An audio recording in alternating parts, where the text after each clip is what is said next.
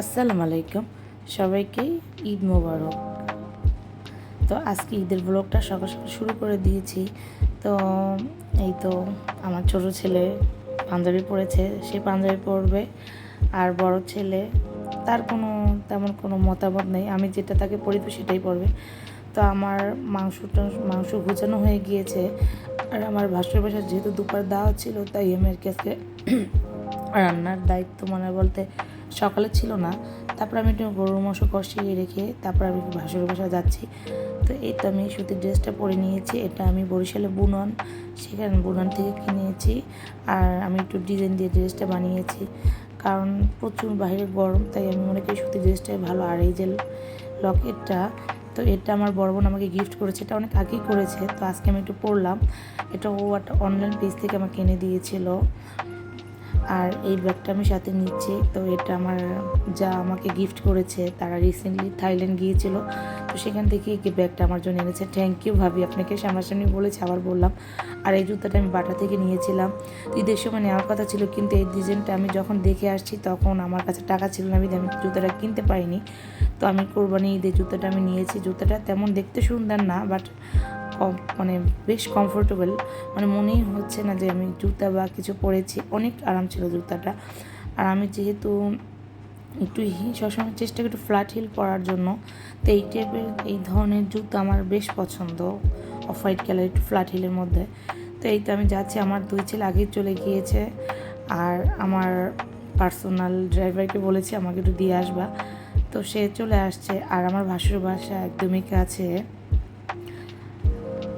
তো এই জন্য আর কি টাইম লাগে না বেশিক্ষণ। বাইরে প্রচণ্ড গরম, আমি জানি না কেন এত গরম। আর আমার মনে হচ্ছে বরিশালে বৃষ্টিই হচ্ছে না, মোটামুটি সব জেলায় বৃষ্টি হচ্ছে, বরিশালে যে কেন বৃষ্টি হচ্ছে না জানি না। তো যাই হোক, এই তো আমার বাসার বাসায় চলে আসলাম। ভাবির রান্না মোটামুটি কমপ্লিট হয়ে গিয়েছে। আর ভাবি আর কি সব সকাল সকালে গুছিয়ে রেখেছে, শুধু গরুর মাংসটা বানানোর পর ভাবি চড়িয়ে দিয়েছে। তো অ্যাজ ইউজুয়াল আমার যেটা আর কি করতে হয়, ফার্স্টে আমার দুই ছেলেকে আমার খাওয়াই দিতে হয়, যেহেতু দুইজনে ছোট। আর আমি মনে করি আমি ওদের খাওয়াই দিলে আর কি আমি একটু শান্তি পাই, কারণ আমার দুই ছেলে বড়টা তো খেতেই পারে না, ছোটোটাও খেতে পারে না। তো এক প্লেটের মধ্যে নিয়ে দুইজন খাওয়াই দিচ্ছি। এই যে ছোটোজন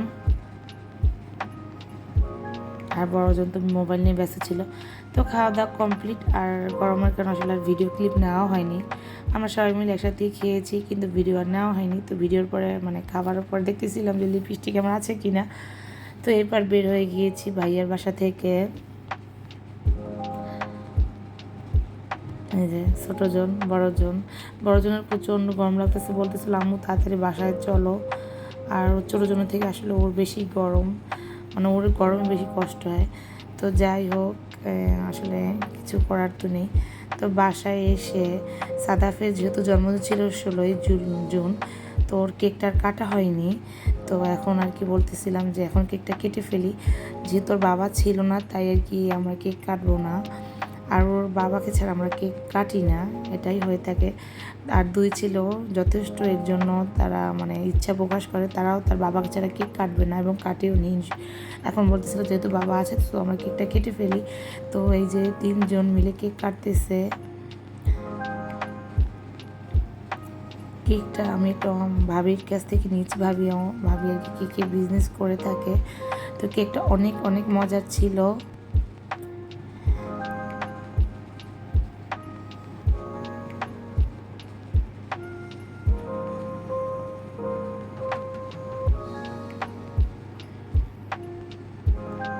তো ভিডিও ভালো লাগলে অবশ্যই লাইক করবেন এবং শেয়ার করবেন, এবং সবাইকে ঈদ মোবারক। আল্লাহ হাফেজ। আসে পর্যন্ত দেখাবেন নেক্সট কোনো বলে। আল্লাহ হাফেজ।